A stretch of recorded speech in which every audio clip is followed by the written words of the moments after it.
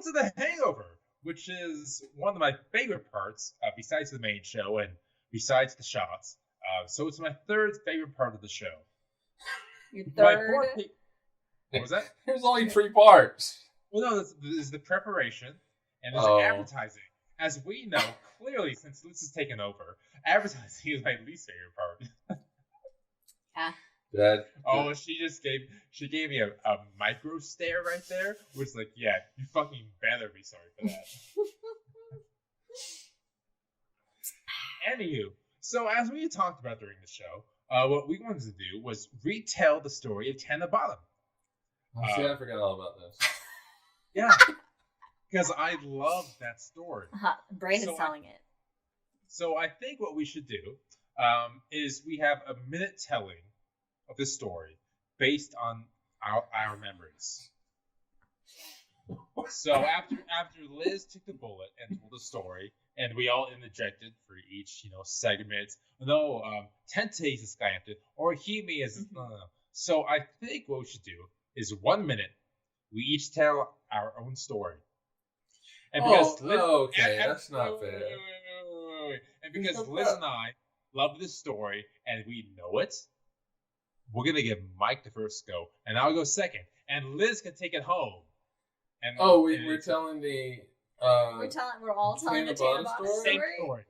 Same story. Okay. 1 minute. So this will be a 3-minute segment. Don't worry about it. All right. There's a dude herds cows. He's looking out over the cows. He sees this girl, falls in love with her. She's a princess. Dad doesn't like that shit because he's a cow herder. He's like, hell no. Separates them with this big old river. You guys can't be together at all. So Princess Lady's like all upset. She's crying for days. She's not taking care of things. She's a blubbering mess. Can't stand it. So Dad's like, okay, I'll let you guys be together just one night a year, just for one night. That's it. Not even a day. One night. And so, and they secretly got married and shit. But makes this river, they're separated. These birds come by. They're able to walk across that bridge, be together for 12 hours, and somehow that makes them happy for a year. God damn, 1 second left. Mike finishes the story. Wow. Were you timing me? Yes! I gave you 1 minute. You didn't hear him give you time calls? That is... No, I didn't hear a time call. That is the Cliff Notes version. That is definitely Cliff Notes. Alright, so... That is lacking poetry and majesty. That was really good, though. Alright, so Tente's the Sky Emperor. Orihime is the... Is that the Sky Princess? Cow herder. Ikaboshi, then, is the princess. No. Oh, is the princess. Okay, Orihime is the Sky Princess, and Hikaboshi is the cow herder. You can't look it up. Don't you fucking... you already got Mike's Cliff Notes. You're gonna get my story. No, Mike. Liz, look at the camera. Look at the camera right now. Look at the camera. And now I want to see your forearms flip, so you turn that story upside down. Flip it. All right, Brandon, start over, man. You got a fresh minute. Tente's the Sky Emperor, Hikaboshi's the cow herder, and Orihime is, of course, the princess. Oh, I see you clicking at things, Liz.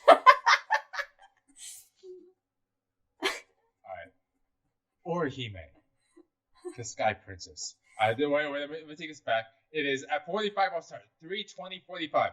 Orihime is the Sky Princess. And she loves life. She's prancing around, enjoying everything about the world that's created around here. When she finds Hikaboshi, who's just this charming scallywag. And this charming scallywag's like, hey, let's have a good time. And Orihime is like, you know what? I'm into this. And they have a great time. They fall in love. They go to arcades. They do their thing. And then the Sky Emperor, who is Orihime's dad, says, not for me, and separates them. And Orihime is like, are you sure? This makes me really sad. And Tente's like, okay, I I guess. This makes it really sad. So he creates a bridge of magpies across this magnificent river that he separated them by. And so once a year, because he's still kind of strict, Hikaboshi and Orihime get to meet in the middle. And that creates the celebration of Mike. What's it called? Tanabata. Tanabata. Yeah. Okay. All right. Let me know when you're ready. Hey, Al. How many seconds you do? Liz, I want you to have your hands up the No. entire time. No, because we're now going to properly respect Japanese culture and tell the story appropriately. I thought Brandon and I did a really good job telling the story. You did a great. I will turn off the timer if we want to be. You did a great Tanabata for dummies. All right. That's, All right. Oh. I respect that. Continue. All right. In the summer months, the stars Vega and Altair are represented by two star-crossed lovers, Orihime, Sky Princess, and Hikoboshi, Cowherder. On the seventh day of the seventh month, There you go. they get to see each other for one night a year. And the festival of Tanabata is celebrated on this day, where people write wishes on small pieces of colored paper called tanzaku and hang them in bamboo trees.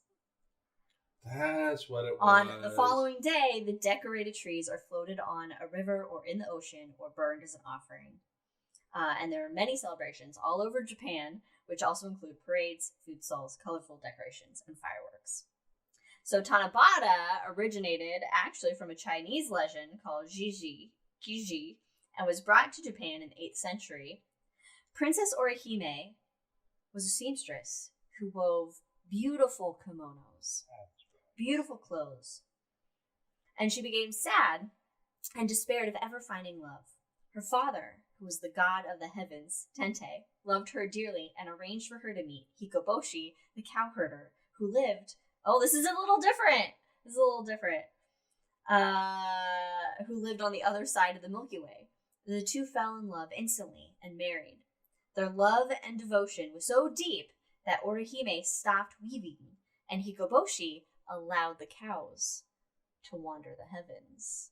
That's right. No, that's what happened in the story of Yes. Adventures. Yes. Orihime's father became angry because they're just doing jack shit and forbade the two lovers to be together. But Orihime pleaded with him to allow them to stay. Well, Tente, he loved his daughter, so he decreed that the two would meet once a year on the 7th day of the 7th month if Orihime returned to her weaving. So all the people weren't running around naked because she made all the fancy clothes for everybody. In one day, though? Orihime, just if she started weaving again. Orihime became so despondent that a flock of magpies came and made a bridge for her. It is said that if it rains on Tanabata, the magpies will not come, and the two lovers must wait another year to be reunited. So Japanese always wish for good weather on Tanabata.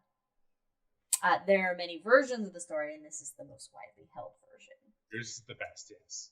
So it's just a dad controlling his daughter, basically. Well, no. It's a dad who arranged love for his daughter, but then his daughter and her new husband were like, we're just going to stop doing any responsibilities and hang out with each other. Sounds like an Aileron situation. And so Dad was like, no, you have responsibilities, so you can't meet unless you're going to start doing your shit. Yeah, but Dad's like, yeah, you guys are married, but I'm still going to control it so you guys can only see each other. Look, cows were just roaming around everywhere. People's clothes were falling off and getting torn, and they were losing their clothes. So you're fine if your dad says that we can only be together on July 7th. We can handle our responsibilities. To be fair, these are like two teenagers. Wait. To be fair, if there are cows shitting left and right in the entire world, and everything smells like cow shit, you can't take a step. Like, yeah, I'd say, hey, Mike and Liz, I love you guys. Just meet once a year, though. That way we can walk to Smith's without walking in cow patties. Meanwhile, there's like whole countries where they revere cows and cows are just walking around everywhere. I mean, I revere cows in my tummy. And they are cute. I do love blue cows. Are we doing turkey burgers or like cow burgers? We're doing cow burgers. Is it too late for me to catch a flight out there? I mean, Dude, we told you. Man. We told you. No, I looked into it for weeks and weeks and weeks. I know. I really did. But if you do show up, let us know. We'll meet you in Eugene. Bring you here. Mm-hmm. I'm thinking. So now that you mentioned, I am thinking about the last week of July because that'd be fun. We're here. We'll be here last week of July. Oh, yeah. Where would you be? Yeah, because we're going to a NoFX show. NoFX concert in Washington. Well, shit. I should plan it around then. In the 22nd, the weekend of the 22nd. So we're here. Yeah, 22nd. You're in Bangladesh. Anyway, books. Books, yeah. Liz, what are you reading? Okay, I am currently reading, and I've already read it once, but it was a while ago. So I'm reading Bill Bryson's A Short History of Nearly Everything. That is one of my favorite books of all time. I'm just cheeky British guy, just talking about history and science and. Well, okay, so I think the opening line is the universe is really, really, really, really old, older than you could possibly imagine. Oh no, like really, really, really straight. No, that's a different chapter. But yes. Yeah, I'm at the part where they're still trying to figure out the Earth's age, but now we're getting into the chemistry part of it, which I'm assuming is leading to carbon dating. It's such a fun It's read. good. It's good. If you want an audiobook, the narrator is British and captures it perfectly. So I strongly suggest that too. Okay, I have to go to chat for a second though. So Jack's going to have sushi with the bears tonight.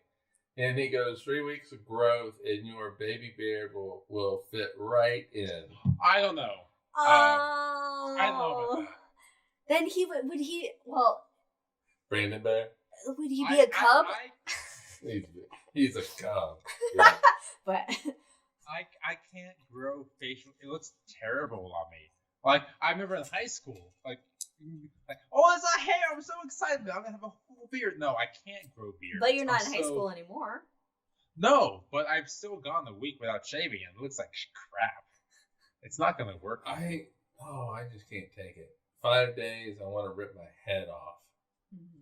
Well, like for me, it would hide many infections in my face, but it still doesn't look good.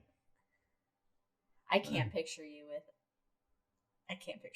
But imagine like if I had white gray hair, then I could totally rock that. Maybe not. I can't. I wish I could, but I can't. But I'm about to find out. I'm going to go 3 weeks without it. I mean, it makes me feel better. I can't either. That doesn't make me feel better, but I appreciate you trying. All right. What was the other thing I mentioned that we can do in Hangover? We got to figure out Mike's next book. Mike's book, yes. What are you reading right now? What do you want to read next? Well, I'm reading right now. There's 2 different questions on the table. Yes. Yes. I am reading Oathbringer, which is the final book of this series that I can currently read because the last 2 are not out. So. But he writes very fast, so they'll be out within the next 3 years. Yeah, there's the next 2 are out. Yeah, so the next one comes out next year. Yeah. Your mom's reading it too. Mm-hmm. I think she has started Oathbringer. So there's that. And so I want to get off Brandon Sanderson for a bit. Okay. If you want to get off Sanderson but still have something related, because I kind of want to move from this universe. Move on. Okay. Just so I can't say break. So I can't say Wheel of Time because I will forever say that. But I was looking at Red, Green, Blue Mars. But you've read that. I have read it, yes. But I've also read Lord of the Rings a few times as well. So it's You can read what I'm reading. I can read what you're reading. That sounds like really fun. And there's been some lines where you've already kind of gone to sleep or whatever, and I'm reading it, and I'll laugh at it, and then I'm like, oh damn it! So it was had to do with Big Bang when I was in the Big Bang chapter. So I mean, I am thinking of that, but or maybe I jump into The Hobbit and Lord of the Rings or Silmarillion. Ooh. So Andy Serkis has just recorded Similarian, and I desperately want to listen to that. But I did. So the You're first going to be time on a in 20 flight years, for a long time.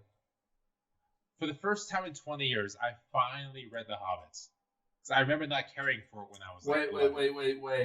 Yeah, Let's bring it back on. up. Yeah, I last Bring read it it in 5th grade. You had not read The Hobbit until recently? I read it when I was around 12, but that doesn't count. Why does it not count? Because you're 12. So you don't fully understand things at 12. Like, oh, this is a fun jaunt, which is what it is. But I finally reread it, and it's a fun jaunt. It's exactly what it is. The main battle, when all these armies come together, Bilbo gets knocked out, and it wakes up like 8 hours later, saying, "What did I miss? Oh, the battle's done." Wait a fucking minute, guy. But it's pulled off, so it's really good. Jack is reading Worksheets Don't Grow Dendrites. I don't know what a dendrite is. Nerve cells. Oh. Those are those little long parts of the nerves, I think. Yeah, the nerve cells.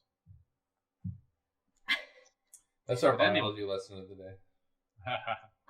So yeah, right now I'm doing the Moonless Heart's Mistress, and after that, before I do that, one of the science fiction books I read before this was Parable of a Sower by oh my goodness, I can't believe I forgot her name, but Octavia Butler. So I think I recommend this to Mike when he was looking for books early on. So Octavia Butler, how she does this is it's like a journal format where every day or every other day, every week, whenever she's able to, she would journal her stories, and that's what you're reading from her. And it's set in California in the late 70s, the future, which is like 20 years ago. And it's about how the United States is basically collapsing around her and how the family's trying to make the best of it. So and it's a contemporary story. Honestly, sorry, this is mid-90s thing. And honestly, there are so many details, like, you got this spot on. Holy shit. Like, there's a sect of conservative crusaders that if you do not believe exactly what they believe, you're a witch and need to be tortured and killed. I have never, ever felt the emotions in any book than the second book. Like, I felt hatred for the first time in my life reading that second book. Wow. I felt and what pure hatred. Octavia Butler. Octavia Butler. There are two books. Parable of a Sower, I think, which is a Bible story, and let me confirm that in a moment. Okay, I guess we should talk because now Jack's is alternative ways for students to practice skills. Very interesting as a teacher. Early 90s was the book. Jack, I have a feeling you're like the best teacher. I got it. I wish I had Jack as a teacher. I don't even know his teaching style, but it seems like it's amazing. And honestly, like, every time we say something, he's like, yeah, I told my students about this, and we had this great conversation. Like, oh man, you're on top of things. Mm-hmm.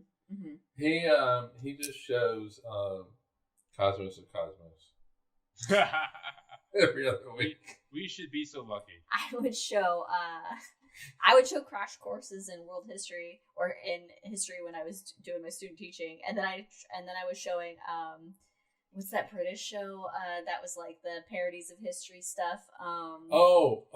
Yeah, I know what you mean. Yeah, I would show those as like a little classroom palate cleanser at the end of class.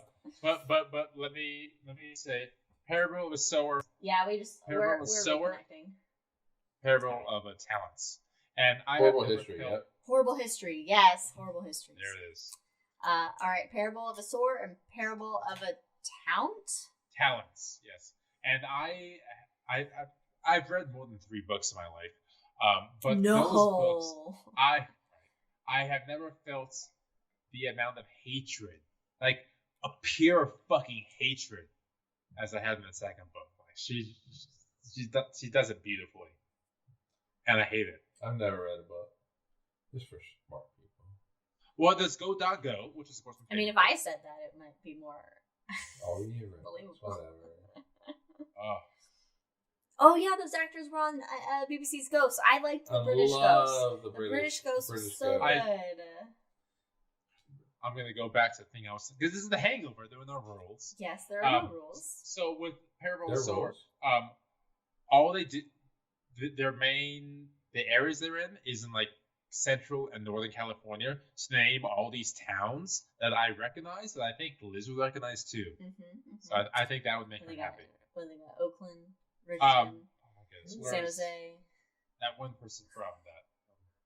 Oh no, it goes Humboldt County. Oh, that's North Yeah. California. They talk Yeah, about that's northern of the Bay Area, right? Yeah, that's North. That's Bay. where like we watched that thing on Humboldt weed, County. yeah. The Yeah, weed. but it starts in the LA, North LA County, and they work their way up to Humboldt County. Okay, so they go all the way up. What's it? Murder Mountain? Yeah. Murder that. Mountain? Yeah, it's just about before weed became legal and the kind of Yeah, all the growers, and it was actually kind of with the transition of it becoming legal, but it was interesting. Yeah, Humboldt County. Very Trump, very conservative. North California is very conservative. Yeah, they want to make the state of Jefferson. And then Central Valley, California, also very conservative. That was the second time I felt that amount of emotion in the book. So Wow. strong suggest. Not an easy read because it. Oh yeah. So yeah, fantastic read. I like Anyway. easy reads.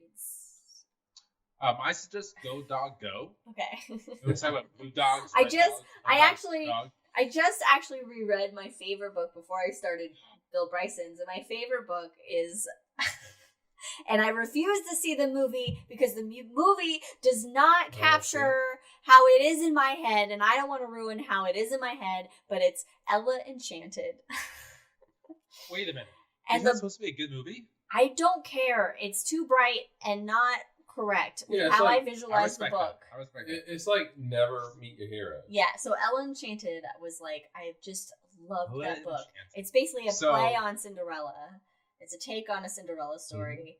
I think the author is What- something divine, maybe. So what's the biggest difference there in between the Cinderella and the Ella Enchanted? Well, story? basically, she's cursed from a child to be obedient, which means that any kind of command she's given, she has to do.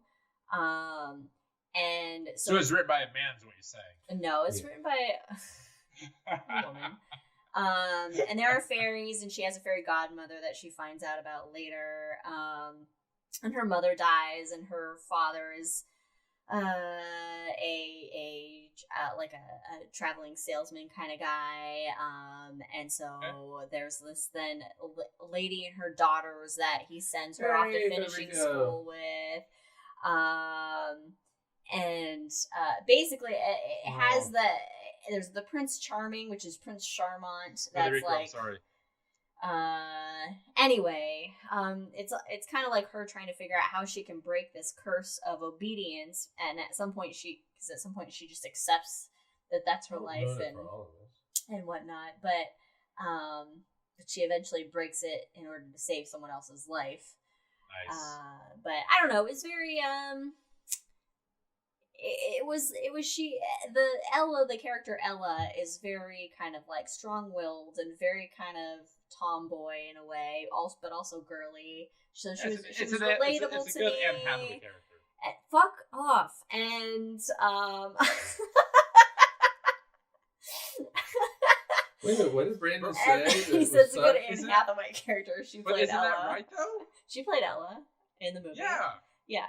Why am I being told the fuck off? Like, Because that's a if good anything- Anne Hathaway character. No, she's, I don't know, she's cooler than Anne Hathaway. Anyway, you don't have to watch the movie if you want to watch. Anyway, I'm not going to to watch the movie because, Never Meet Your Heroes. like, it So should have more don't earthy let it- tones, not all these bright, colorful, fanciful things. I respect that. Yes. And I don't know, it was just, I'm sure they made her more girly than she should be or whatever, but she had a little attitude and stuff, but yeah, it's not like Anne in the Hathaway. movie, like it's not supposed to be a In the movie? musical or dancing or anything. But I anyway, haven't seen the there are movie, so- ogres and there are I've dwarves never and seen there's like little individual languages for all of them, and it's very Alright. it's fun. All right, so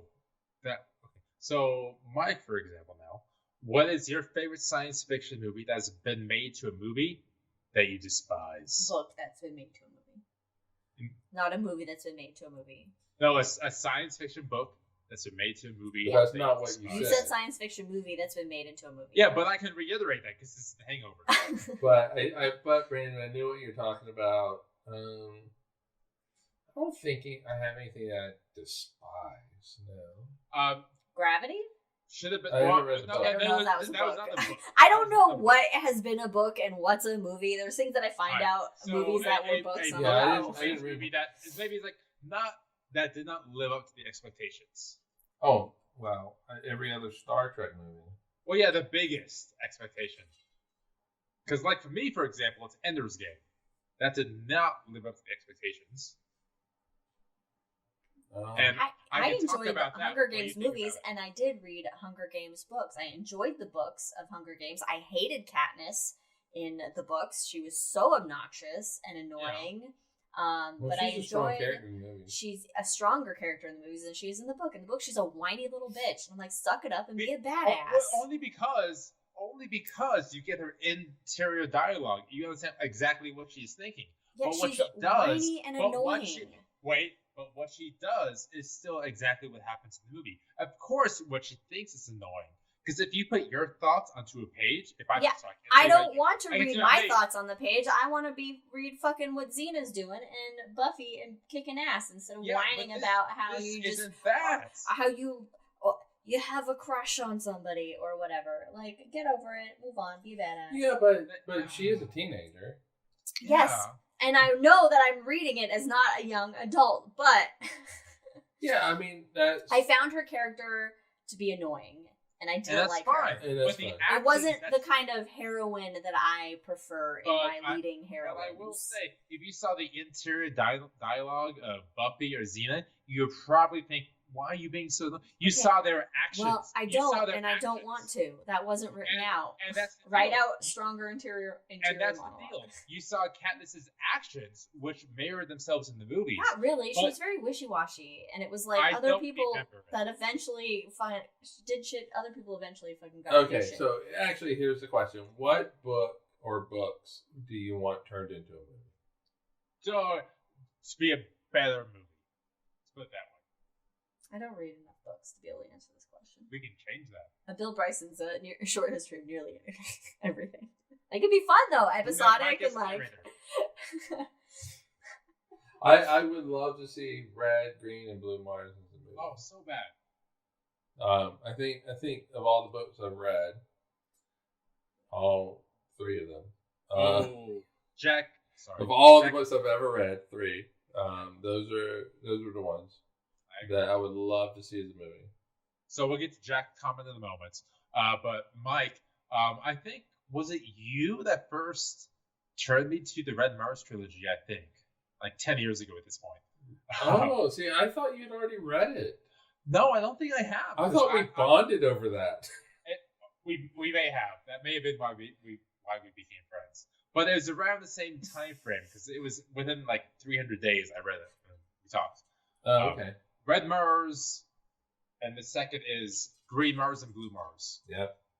Can I confide in you in the moment? Can you what? I never confide. Oh. I never finished Blue Mars, the last one. I never finished it. Because it was all about the coyote trying to find his mom. I'm like, I don't give a shit about this. No, that's fine. That's cool. So, I mean, yeah, it's just a good book. Books. So, Yeah. no, that's one of absolutely my all favorite right. science fiction books of all time. Red Mars will forever stay one of my favorite books of all time. Yeah, and that's why I'm actually leaning towards Red Mars after I finish Oathbringer. First of all, to me, it'll be a quickish read.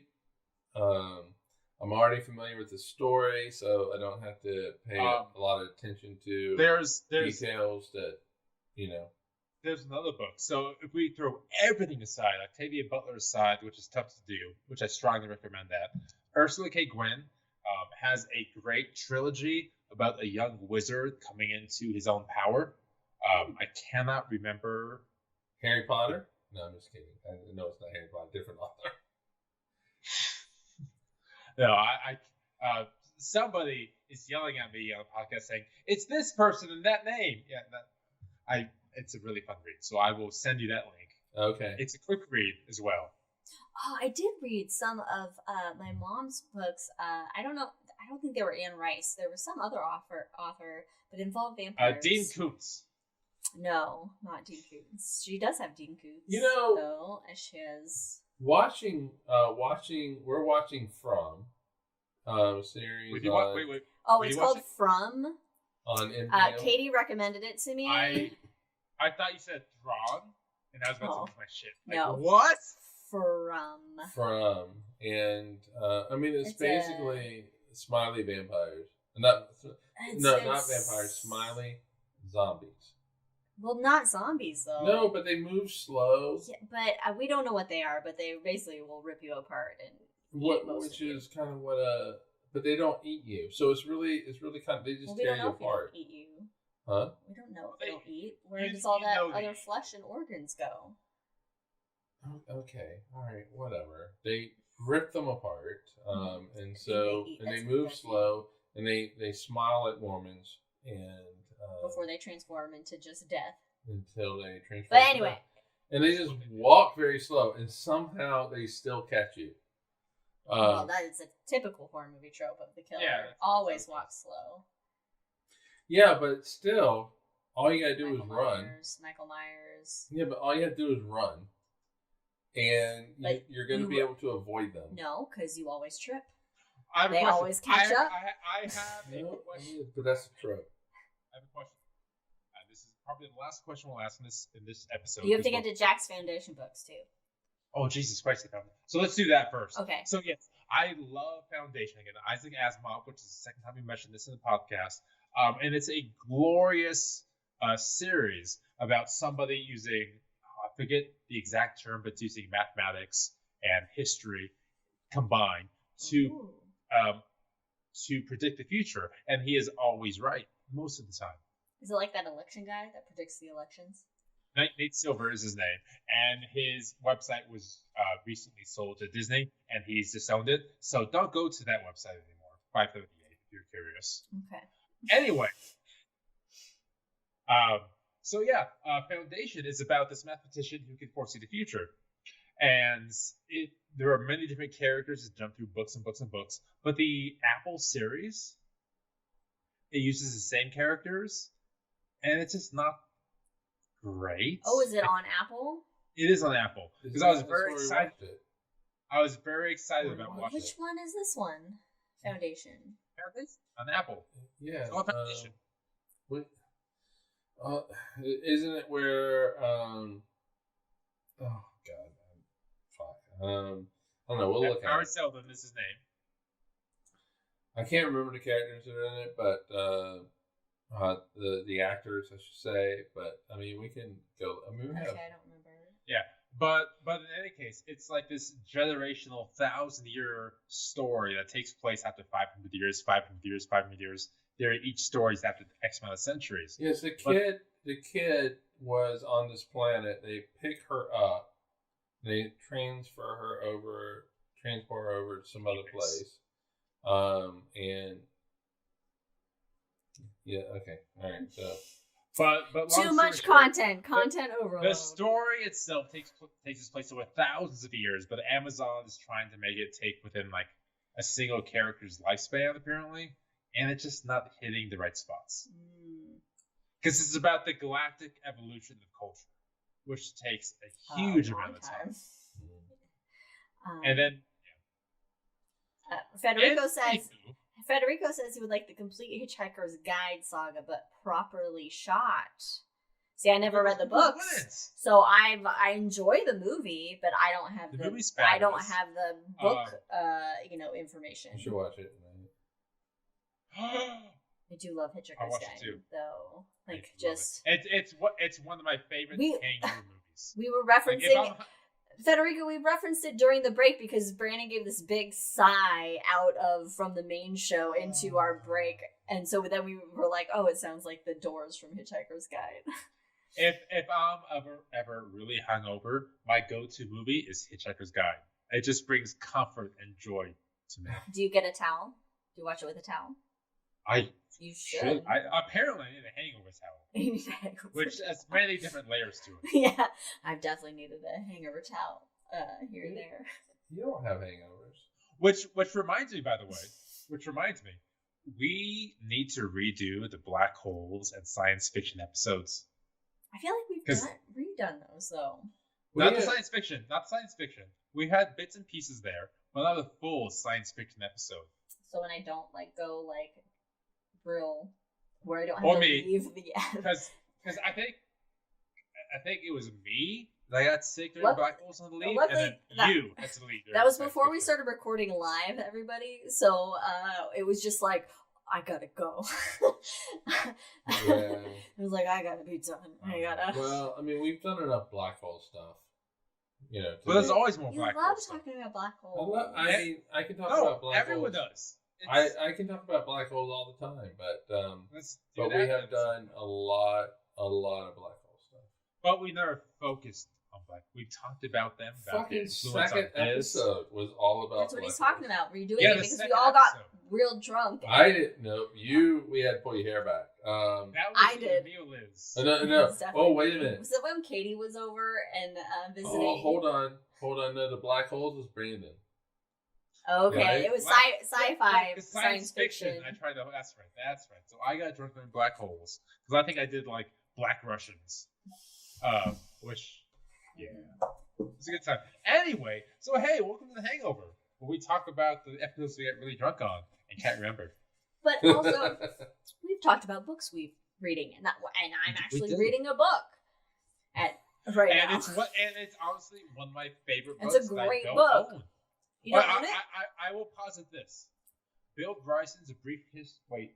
Yeah. I take that back. I was gonna say it's my favorite book I don't own, but it's actually over there. You do. Okay. I will say that surprisingly, so my favorite books that I can think of right now are my number one favorite is Ella Enchanted. Bill Bryson's A Short History of Nearly Everything, Excellent. And Endeavor.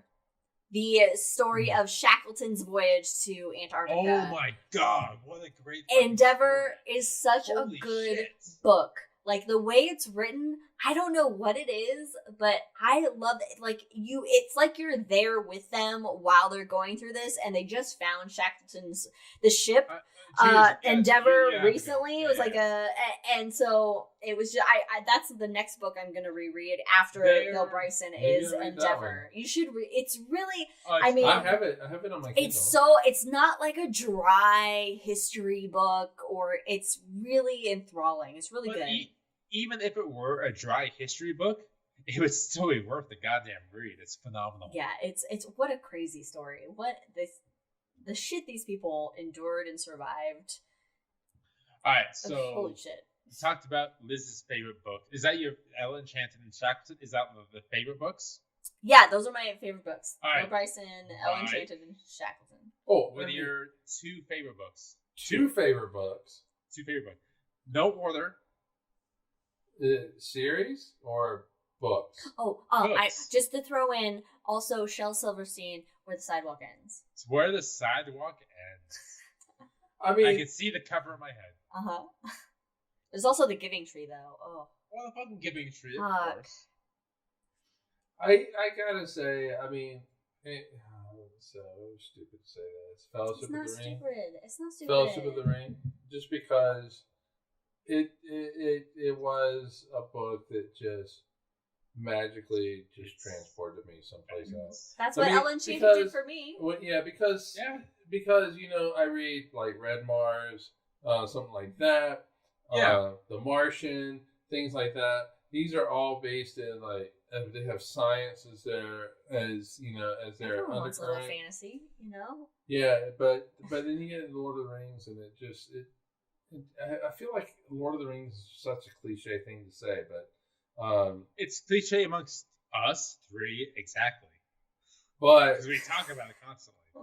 But I do really love Fellowship of the Ring, and then that leads right into all the other, gateway drug. What? It's the gateway drug. One day I will read them. One day I will read them. Gotta get that vein ready. Yeah. Which, different story. What about you? I'm going to ask Liz to talk about something for 30 seconds while I go to find my favorite book. All right. Okay, I get 5 seconds, and then Liz will talk. I'll go find my favorite book. Okay. Brandon's drunk. All right, go ahead. Go get your book. Who We're told talking. you that? We're talking. Oh, my mom. Hey! Hi, Mom. Okay, then I can give my mom a recap in this 30 seconds. We're talking about our favorite books. Brandon's getting his favorite book right now. Well, mine here's is Hangover. mine is in the Hangover. The regular episode was High in the Sky. I like Ella Enchanted, and Bill Bryson's A Short History of Nearly Everything, and Endeavor, the story of Shackleton's voyage to Antarctica, and Mike likes Lord of the Rings. And Brandon's back with his favorite book, and it is Ribsy. Ribsy. And Which you is know what? Beverly I Cleary. have to say, looking at that book has seen a lot of love, and that it has been read quite a bit. Mm-hmm. So you all, first of all, Beverly Cleary, if you listen to this, you will know who Beverly Cleary is. But let me open it up a little bit more. So there is it's written pen for some reason, which I need to call her out on. This is probably 1972. In pen, it says Adrian Riddle. Oh, it's your sisters. 1972. Oh, My your mom's. This is my mom's book. She checked out from the library and apparently never returned. Oh no, I wonder what that fine is. But it's all about a dog that loves its family and gets lost and tries to find its way back to its family. Aww. I've never heard of it. That's so sweet. And so my mom has like perfect handwriting. But in this case, you can see like the Adrian is slanted down. Yeah, it's like And not very- Yes. So this is my favorite book of all time. Aw. You know what's funny is I have one of my mom's books. What I love but you know what? You talk for 30 seconds. You're gonna just We're getting books. half. And this smells like a good little book. Oh, if What you is my break it, hold on. If you break it, well done. I was waiting for her to just take out half of the office here. What I love, what I think is the funniest thing is Brandon will have he'll break out the book, and he does exactly like he's doing right now. Just smells the book. Oh my god. Okay, so I have a book right next to me, which is 1956. It is called. It's probably not the oldest book next to me, actually. So this is 1956. It is called The Poor Man's Guide to Europe. And this. What does it say about Italy? 1 second. That's really good. All right, so Italy. Let's find out. Italy.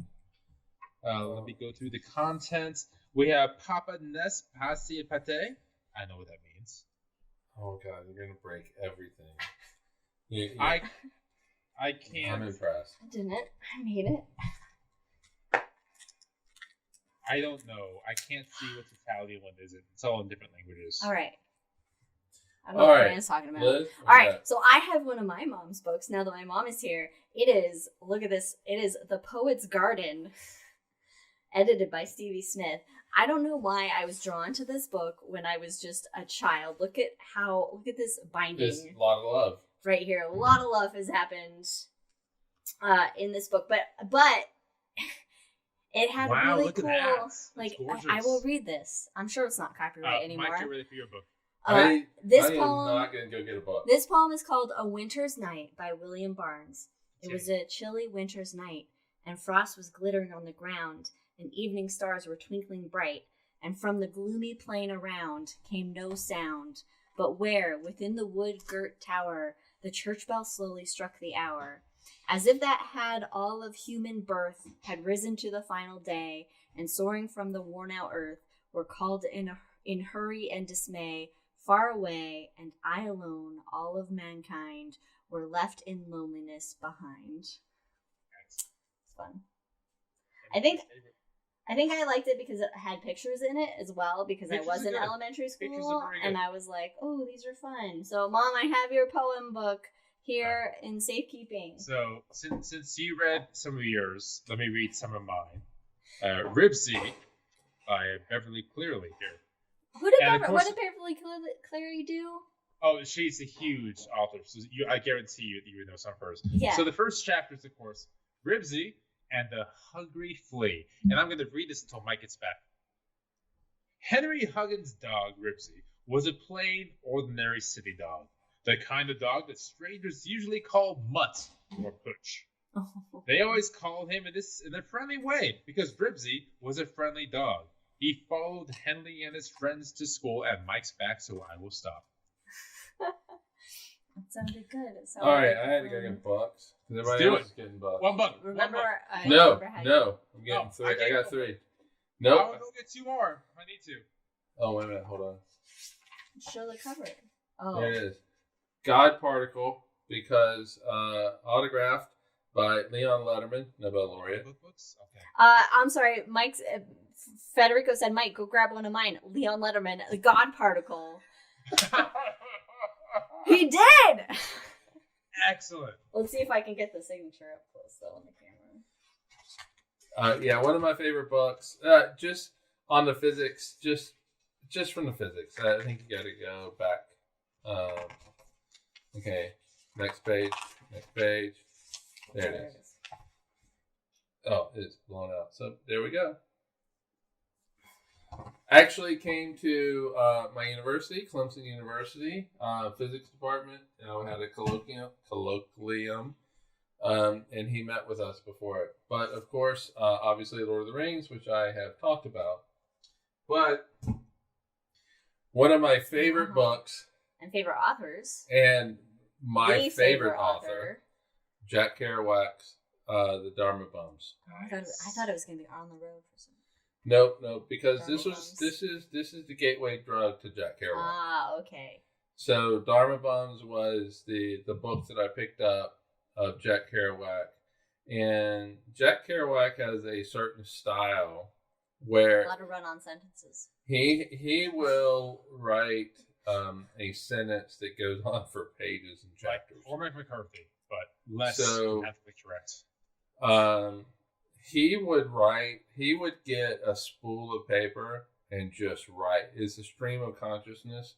And this one was one of the first books. This was the first Jack Kerouac book I read. And it was like a holy shit kind of thing. And so Jack Kerouac is by far my favorite author.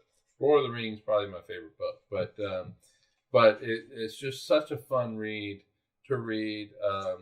So when I was reading Dharma Bums, it was really the first chapter that got me, where basically he jumps on a train that takes him from LA to San Francisco, basically.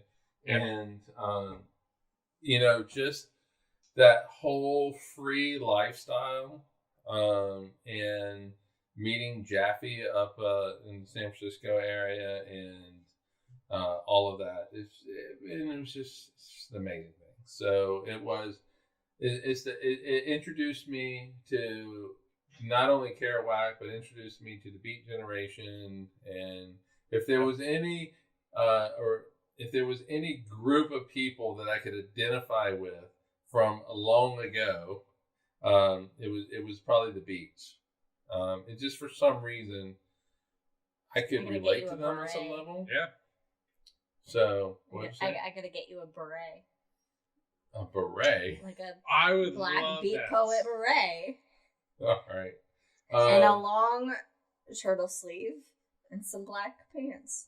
A turtle. Did beret. I say turtle A sleeve? beret, By the yeah. way, turtleneck, long sleeve turtleneck is what I meant. So if I was gonna go do some like slam poetry, I would have to dress like Allen Ginsberg or something. All right. So next time, if there's slam poetry near you guys, next time we're by you, we each need to do our own slam poetry moments. Wait a minute, where do you think we live? We have a burlesque show coming up. We do have a burlesque show. Hell yeah! Theater at the end of the month. That, but instead of burlesque, Is it the end of the month? Yeah. I don't know. If Brandon comes at the end of the month, I think that's when it's going to be on. Hey! I mentioned that, yeah. He won't be Federico here. said the fairy gunmother, which, by the way... Oh, you mean like these? Badass. And the entire... I'm not even going to... Malasuene saga by Pinnock. can't. You make the live face. chatting. The fairy godmother sounds very American. I gotta say, Federico. Anyway, I just think it's great. Federico loves the God particle. But I mean, I think we've discussed this before, though, in the past, me and Federico. But Ray Bradbury So number one, we just had 3 Italians go into space recently, thanks to Virgin Galactic. So oh yeah, there we go. And then the other thing, we're talking about signed books. I have a signed Ray Bradbury book, and whoever Chris is who I go by now. Because Chris got a Ray Bradbury signed book. Well, we have nice. What you picked that up at an antique shop? This was years ago, yeah. Oh, there's a receipt in there. Wait a minute. Oh, there's a receipt. I found the receipt, folks. Was this me or somebody else? Oh, this is mine. 2016. Yeah, this was me. I bought this on May 4th, Star Wars Day, 2016. Nice. For $43.32, if you're curious. That's how much a Ray Bradbury signature goes for Chris. Where did you buy it? It was a small store in Phoenix. I think it was on Thomas and 32nd Street. Not a great place of town, but it was near my apartment, so I got it. Well, apparently Chris is not a big fan of Ray Bradbury. And he probably died. So there's another book that's signed. Of course, your mom likes Brandon Sanderson. It's great. What was that? Liz's mom likes Brandon Sanderson. Of course. She's reading the same books I am. I think she probably just started. We need to do a Wheel of Time fan group here in the moment once you read the first book. But here's another book. I'm going to see if you can recognize the signature or the title, and then we will have opinions immediately after. Carl Sagan. No, Neil. No, wait, what? Space. You got it. You got the second one. Carl Sagan. No, not Carl Sagan. Neil Tyson. Oh, Neil Tyson. Okay. This was my New York That's what you trip said. No, I said Carl Sagan because the last name looked like Sagan, but the first name looked like Neil, and I got very confused. I was like, Neil Sagan? You see, what I heard was Neil Tyson. It was Neil Tyson. Yeah. I'm surprised he didn't do a D. This was my first New York trip when I was 23. There's the whole story behind that. Oh, yeah. I'm assuming that we've told loyal listeners know about this. And I went to the Hayden Planetarium. I bought the book, and turns out he signed it, which is really fucking cool. That's cool. But that was before he became Neil Tyson. Look, he's always been Neil Tyson. He's always been Neil Tyson. All right, so let's just love him for what he is, just an arrogant ass. But he knows his space shit, and he's a science communicator. Recognize him for spreading science. Yeah, right. So he's a proponent of science. And I think he's arrogant as shit. Yeah. But I will say he's earned it. Yeah. But he has done an amazing job at being a science communicator for people. Yes. And so. And look, he got the fucking scene fixed in Titanic with the stars and the night sky. There's an incredible spectrum between Sagan, Bill Nye's in the middle, and Tyson. Yeah, it's a huge spectrum there, but I still love them. But yeah, they're all great at communicating science, and they're all on our side. We're all on the same team. Facts. I don't necessarily want to sit next to Tyson and have a conversation. I would love that. Well, but you see, the thing is, you can go to him. You can go toe to toe with him. Honestly, they need Digital motherfuckers. They don't have a good planetarium. No, they don't have a good planetarium. But the thing is Tyson doesn't give you the chance to go toe to toe with him. He doesn't. No. There is no conversation with Tyson. It is a monologue with Tyson. That's true. Bill does. Sagan did. And so that's a bit of a pain in the ass. But I do love him in front of the cameras because he's really good at what he does. But I am curious, had Sagan lived for the 20 years, because his last book, Demon Haunts the World, was him being super fucking cranky and not taking any goddamn shit. Like, okay, I get you enjoy healing crystals and astrology. It's all bunk and bullshit, and here's exactly why. Point by point, like he deconstructed the reasons, and it was fabulous. Sagan today would be phenomenal, I think. Jack says the issue is when Carter retires, who will tell NGT that the images will not work with public? Neil deGrasse Tyson. Yeah, and Carter Emmerich. Carter. All right. He does. He creates their shows and all that, and so. I mean, Carter is what makes. Keep rolling. Where are you going? I have to go back so bad. Just to go pee. Carter creates the imagery and the shows that Tyson dictates and stuff like that. So and now that it's just us boys here, can we look behind Mike's left shoulder and for the first time in podcast acknowledge Leonard Nimoy? Because look at that face. Have we not? I don't think we have. I don't think we ever acknowledged Leonard Nimoy in the background there. Right, but more importantly, who gave that to us? Liz's mom. And it's signed. It is signed. Show it up to the camera. Show it up to the camera. Oh, man, that means I'm going to end up... Also, that silver thing in front of them is what I have to mix my drinks. Oh, but that is actually also from Liz's mom. She got us a second one. There we go. Look at that. What's by his right ear say? What's that say? It says, to Karen. Oh, no, I gotta put my glasses. It's to Karen.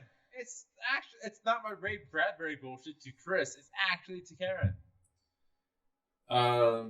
To Karen. I can't read it. But Leonard Nimoy is down and lower. She met him at a Jewish festival. Probably Live Long and Prosper or How the Bread's the Best. No, it's not. It's not that. Maybe when Liz, when she gets back, Liz, get back here. I don't know. Knee transplant so skinny. I have no idea, but it's still. Knee transplant so skinny. Oh god, it's gonna be something like, oh yeah, that makes sense. That's exactly what it says. It's way better than the to Chris thing. Yeah. What does that say? What does it say? To Karen. This is where we need like music where. Yeah. Oh, okay. Makes you feel better because even Liz can't read it right now. I can't. All right, we'll put it back so it doesn't fall. We were commenting on the really cool signature. And so, also for the rocket, Liz's mom got that for us, and she was so excited that she got us that rocket. Yeah. And it was like a housewarming present before we moved here. So excited. No. That was before you got to Ogden. No. For here. And so she didn't know that we already had one. And so we open it and and I am prepared to go, oh, this is so awesome. This is great. Let's go. She laughs and says, we already have one. And then she wanted to take it back. And I'm like, no.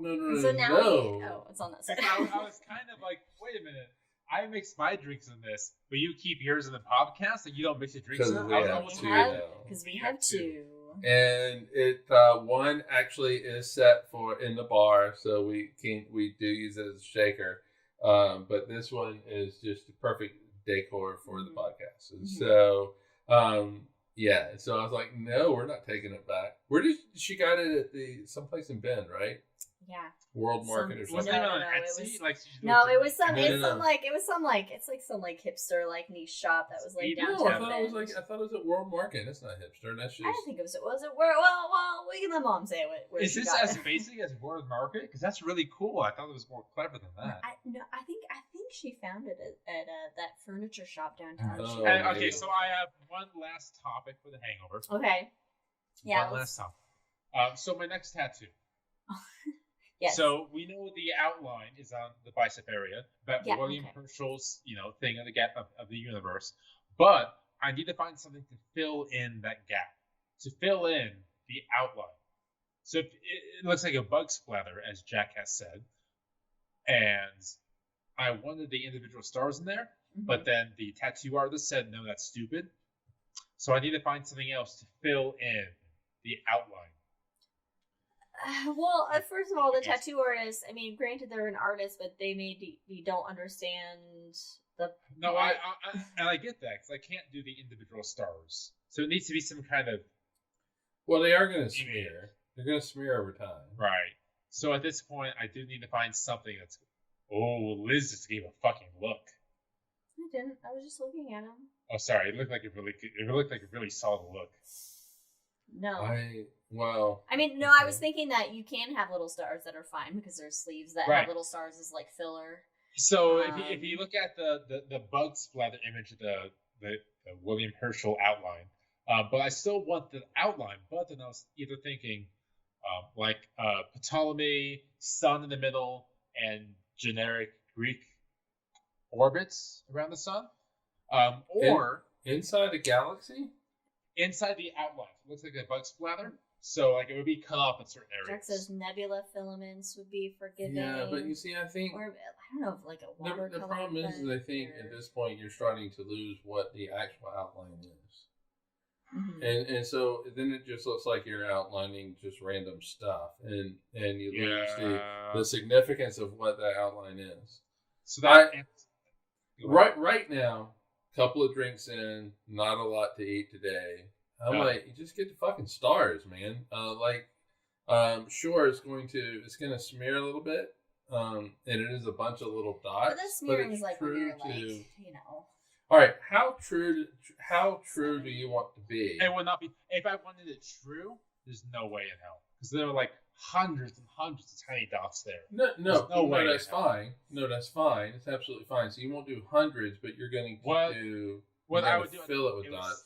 Stencil sketching, in which is like a bunch of tiny little dots all over the place. But I don't know what that takes up to 20 years. Like after 5 minutes, it would look fabulous. But it's going to smear. Smear is not the right. Is that the right word? No, like it's gonna bleed into I think it's gonna bleed. It's gonna bleed. So do I want either a bunch of tiny dots of stars, or do I want an image within that shape? Because no one's gonna know what the fuck it is by a bunch of little dots. So either way, I'm going to explain it, which is what this is. I love explaining this. Mm-hmm. Right. So I go back to my question that I was trying to ask: is how true do you want to be to the original image? I want the shape. I don't care about the image inside. Okay. Well then, all right. So if you don't care what's inside, then you can do whatever the hell you want to do. So, what were your options again? It was like a Ptolemaic model of the galaxy, which is like the sun and the Earth in the center, and the sun and Mercury going off for that. And like the first image from John Thompson, who was the first person to sketch what a black hole may look like? The guy who thought of a black hole in the first place. Mitchell? Was it Mitchell? John Mitchell? He was. Yeah, so he has this fabulous central image of what a black hole would look like. I would love that within the shape of the universe. Dark Star. Because that would look really cool. All right, let's see what Jack says. It looks like it took a while to do. Blue lines, finely spaced. But you see, the finely spaced is going to bleed into each other. So 60 degrees, rotate for red lines. Rotate another 60 degrees, black lines. Oh, I see what you're talking about. But those lines, they're gonna bleed. Well, it depends on how spaced they are. You know, it's like, because I mean, it's. But they're in space. You said they're finely spaced. So. And they're in space, so they're gonna be spaced. Okay. It's gonna smear over time. I mean, I think it'd be. I mean, because even my tattoo of my grandpa's signature from a card. I mean. There's been some bleeding, but I mean the line. That's a good looking tattoo, though. Fairly. It is really good, but I think it's really cool. Stayed fairly good. I mean, eventually, I think you might have to have. I think have them go back over. Well, we need them to go back over just to darken the color on our. Yeah. There, but. Yeah. But so yeah, I'm still thinking. Do I want individual stars, a black hole, or the other option was I love the image of missions sent out from Earth to other planets, and you can see like each individual orbit of the missions. I would love that in the shape of William Herschel's universe. Hold on, real quick though. All right, Jack, go have fun with that with the bears and enjoy the sushi. Tell the bears we say hi, and they maybe have a new cub. What? I said, tell the bears they maybe have a new cub. All right. Brandon's like, Oh, poor cubs is cubby, so I'm happy. And you know, the country might not like LGBTQ people, but we do. So. Okay, so here's another graph I have since we're in the Hangover, and we need to end it soon. It's been a very long Hangover. Yeah. Last graph. So I was watching a little news segment about new pictures of the James Webb. They're going through Jupiter and Saturn and the Far Galaxy, and then in the segment that had the advertisement, it was somebody named Jessica Gonzalez, and it was pure fucking hatred. Like, what did I click on that made YouTube think I want to watch this? It was just pure hatred. It was pure fucking hatred. Is this for like a representative or like a politician? They were talking about the recent Pride parades, and oh my god. Okay, so I don't watch YouTube. So all I do for YouTube is like space shit. But YouTube came on and talked about how these creatures of LGBT were parading themselves in front of the children, and I fucking couldn't. I watched 5 minutes because I was like, okay, what the fuck is happening? And it was pure vitriol. And all I do is watch space shit on YouTube. How is that giving YouTube the thought he wants to watch pure hatred? They paid some money to get that in. It was insane. No, like, Jesus Christ. It was uncomfortable. Yeah, that's the problem. Yeah, you know, I have tried to be quiet. I'm gonna be quiet. I mean, it's this July 4th is a bit of a rough time, especially after last week. Yes, given what transpired. I can't be quiet. It's hard for me to celebrate the birth of a nation when that nation has just the court in this nation has just allowed for people to discriminate against people like me. This country has said it's okay to not like people like me, so why should I celebrate this country's birth? And so I was going to try to be quiet. Go on about it the whole time. It was a rough couple of days for Supreme Court decisions. But one of them, well, two of them in particular, one that doesn't apply to me in any kind of way, but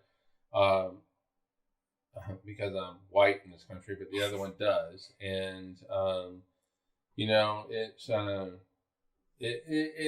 hard for me. I am waiting to be told Happy July 4th from certain people, and all I can do is just say YouTube. Happy Hot Dog and Hamburger Day. Well, that's what we do. We're celebrating the food. That's exactly what it is. But the Supreme Court basically just said that it's okay to discriminate against that means people. We can discriminate right back against them. Yeah, but you know, and as far as affirmative action goes, I do understand.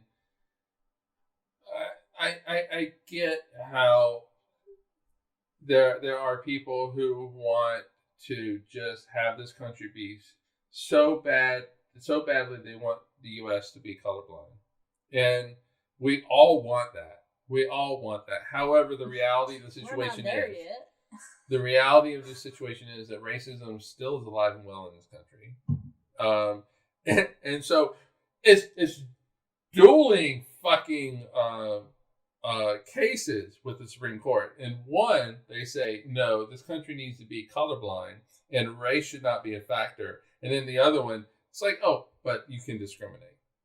It's fine to discriminate. And so I did listen to a liberal commentator on the affirmative action case from the Supreme Court, and he said, hopefully, what this is going to do is it's going to turn it from race-based decisions, because that just can't happen now, to socioeconomic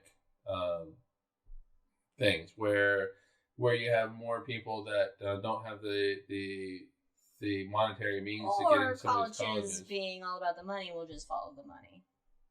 Well, that's what they do now. What did I tell you?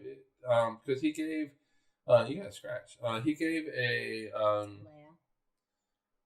what did he say? It was something like 8 times. There's 8 times more rich people in school than poor people. Mm-hmm. It was a high number. And so maybe it'll at least address that. But it's been a rough couple of days. And we get over that by drinking and killing demons. Or doing Star Wars stuff. Or doing Star Wars. You were both on earlier, so I appreciate that. Jedi Survivor. You're both on earlier today. So I can see what you're playing. He was playing Jedi. He was playing Jedi. It always shows me on. It said Mike Antlin. Yeah, it shows because it's on the same console and I'm logged in. But I was playing Doom earlier. She was playing Diablo. Doom, nice. I'm sorry, not Doom. I'm sorry, not Doom. I was playing Diablo. Yeah, she was on Diablo. I'm finally level 50. I got there. I got there too. I'm there. I know, you got there like a week ago. Yeah. I'm still whatever the hell I was. You're Jediing. You're Jediing. But I've been doing Jedi. Mm-hmm. I finally conquered this thing that it took me just such a long time just to be able to make the jump. What's your milestone? So I'm assuming you're ahead of me at this point. So we talked to the Old Republic droid. Wait a minute, what? The Old Republic droid? He just had a fight with Vader. Oh, Jesus Christ. No, you're way ahead of me. I haven't got to get Vader yet. Yeah. So... hell yeah. But however you do fight Vader as a different character. So I'm not going to say what character it is. I'll need to work with this. Okay. Yeah, but you do, at least where I'm at right now, you do fight Vader. And because earlier today, I defeated somebody, and I was like, "Who's the bad guy?" And so that got answered pretty quickly. And then through this whole thing, you end up fighting Vader. I don't want to give too much away to you, but I'm really enjoying it. And that was video games with Brandon and Mike. Video games. This episode of The Hangover. But you're like all into Diablo. It's a lot of fun. I like the music. But it's still, I will say, it's still not as good as Diablo 2. I fucking love Diablo. If you ever want to get back into the remastered version, we will go through that hands down. I think I started Diablo 3. And I just remember it being really short. No, Diablo 2 is my cornerstone of gaming. If you want to play it, I'll go with you. Is it my World of Warcraft? It is. It is the World of Warcraft. Ironic. Also made by Blizzard. You know what I read yesterday? Go Dog Go. They're gonna redo Black Flag. I saw that. They're gonna remaster for the new generation. Oh, but no, this is a new Black Flag game. It's very early. Punk. It's very punk.